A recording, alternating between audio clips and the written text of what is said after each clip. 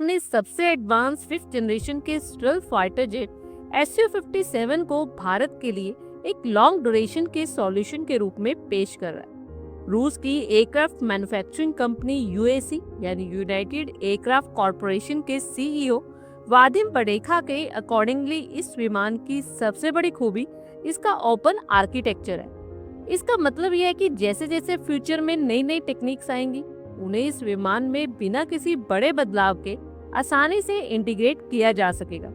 रूस का कहना है कि वो इस विमान को सिर्फ एक मशीन ही नहीं बल्कि एक इकोसिस्टम के रूप में देख रहे हैं। आजकल दुनिया में 6th जनरेशन के फाइटर जेट्स की चर्चा हो रही है और रूस की रणनीति ये है कि वो Su-57 को ही 6th जनरेशन की तकनीकों के लिए एक लैब की तरह इस्तेमाल कर रहा है। एक रिपोर्ट के अकॉर्डिंगली इसमें नए तरह के सेंसर्स, इलेक्ट्रॉनिक वॉरफेयर सिस्टम और सबसे खास बात ड्रोन्स की फोर्स को कंट्रोल करने की क्षमता भी देगी।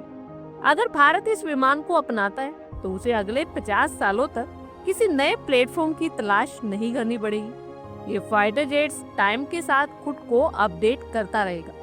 वादिम वखेड़ा ने जोर देकर कहा कि Su-57 को इस तरह बनाया गया है कि इसका स्ट्रक्चर कम से कम 40 से 50 साल तक स्ट्रॉन्ग बना रहे। जनरली फाइटर जेट्स 20 से 25 साल बाद पुराने होने लगते हैं, लेकिन Su-57 में ऐसी तकनीक है कि इसे बार बार नया डिजाइन दिए बिना ही अपडेट किया जा सकता है।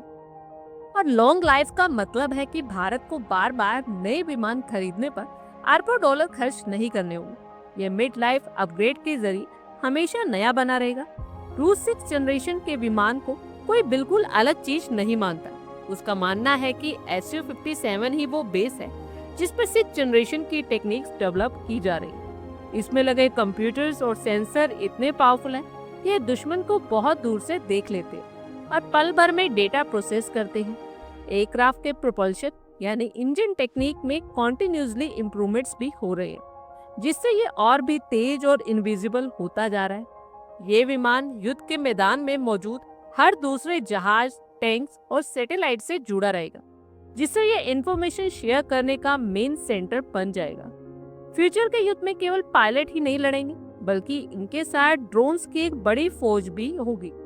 Su-57 को इसी काम के लिए तैयार किया गया है। Su-57 एक कमांड एंड कंट्रोल हब की तरह काम करेगा। पायलट अपने कॉकपिट से ही कई फाइटर ड्रोन्स को ऑर्डर दे सकेगा और वही ये ड्रोन जासूसी करने, दुश्मन के रडार को तबाह करने या हमला करने का काम करेंगे, जिससे पायलट और मेन फाइटर जेट को कोई खतरा नहीं होगा। ये एयरक्राफ्ट एक चलते फिरते वाईफाई जोन की तरह होगा जो युद्ध के मैदान में सभी मशीनों को आपस में जोड़कर रखेगा। Su-57 5th जनरेशन की उन सभी खूबियों से लैस है जो एक एडवांस वायुसेना को चाहिए। इसका डिजाइन ऐसा है कि दुश्मन की रडार की पकड़ में आसानी से नहीं आता, एक ही उड़ान में जमीन पर हमला कर सकता है। भारतीय वायुसेना वर्तमान में अपनी लड़ाकू क्षमता को बढ़ाने के लिए कई ऑप्शंस पर विचार कर रही है और रूस का ये ऑफर भारत के लिए बहुत इम्पोर्टेंट हो सकता है। भारत पहले से ही सुखोई 30 MKI का इस्तेमाल कर रहा है, इसलिए Su-57E को अपनाना और उनके मेंटेनेंस को समझना आसान हो जाएगा। ऐसे में ये 2070 तक की सुरक्षा जरूरतों को ध्यान में रखते हुए ये विमान भारत को एक ऐसी तकनीक देगा जो टाइम के साथ पुरानी होगी ही नहीं। ऐसे में अगर भारत इस रास्ते पर आगे बढ़ता है तो वो न सिर्फ दुनिया के सबसे घातक विमानों का मालिक होगा बल्कि 6th जनरेशन की तकनीकों को विकसित करने में भी दुनिया के देशों में शामिल हो जाएगा जो ऐसा कर रहे हैं। आप लोगों की क्या कुछ राय है कमेंट बॉक्स में शेयर करें। आई होप आपको हमारी ये वीडियो अच्छी लगी होगी और आगे भी इसी तरह के अपडेट्स के लिए हमारे चैनल को जरूर सब्सक्राइब करें। धन्यवाद।